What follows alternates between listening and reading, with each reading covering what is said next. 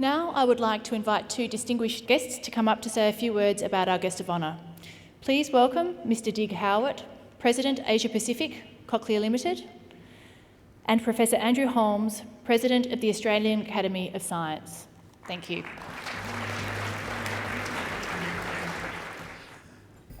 Graeme and Margaret, ladies and gentlemen, it's a great honour to be here tonight to celebrate Graeme's 80th birthday. And I am here representing Cochlear, as was said earlier, in acknowledging the extraordinary work that Graeme has done over his long career. But I also hope tonight that I can speak to some extent on behalf of the nearly 300,000 people in more than 100 countries around the world who benefit from a cochlear implant. And these people laugh with their families, they have a social life, they have an education, they can have a career, they can reach their full potential. And it's because of the work that Graeme did so many years ago that those people can live the lives that they do. And Graeme's success in developing the cochlear implant is due to many things, but perhaps it's also, or in part, due just to a rare combination of vision, of energy and of capability. The vision to see the potential of electrical stimulation of the auditory nerve, the energy and persistence to go through the many trials and challenges over the development of the implant, and the capability to deal with the medical issues, the scientific issues, and the many people involved in the development.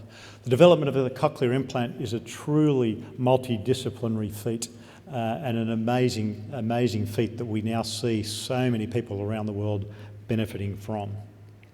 And Graeme and Margaret visited Sydney recently to have dinner with the Cochlear Asia Pacific employees, and for Graeme to talk at that dinner of his experience during the development of the implant, and to see him speak and to see him interact with with the people from Cochlear Asia Pacific was amazing, just to see his energy and his passion.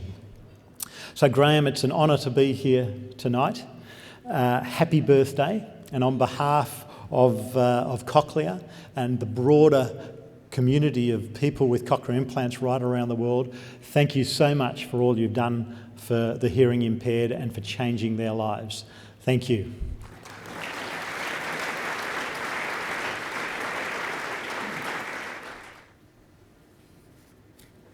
Thank you, Alyssa. There's a poem by Roger McGough. Some of you perhaps will know his work. He's a regular on BBC programme Poetry, Please. And this poem's called The Sound Collector. It starts like this. A stranger called this morning, dressed all in black and grey, put every sound into a bag and carried them away. The poem goes on to list all the everyday sounds with which we're familiar, and I'll just read one more verse. The drumming of the raindrops on the window pane, when you do the washing up, the gurgle of the drain. Now, Graeme, of course, is not only a collector, but he's a restorer of sound. And in science, I think everyone should have a hero, and Graeme is certainly my hero and my role model. And his commitment to science and research represents that kind of agility and innovation which we've heard so much about this week. And he matches that, and I'm sure will be cited for doing so by our leaders, for this ability to reach out to other disciplines, mixing the disciplines of surgery with engineering, with physics, with neuroscience, and even using conducting polymers in chemistry. So I have another verse, specially composed by my wife Jenny, to finish off this poem. The clinking of our glasses as candles flicker in the dark, the murmur of the toast for our hero, Graeme Clark.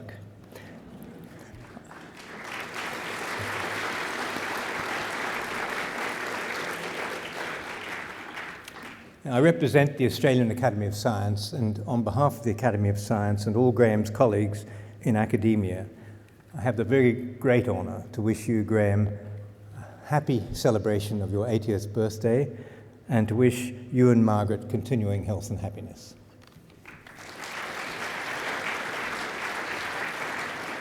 Thank you, Professor Holmes. How nice for you to mix some art with the science.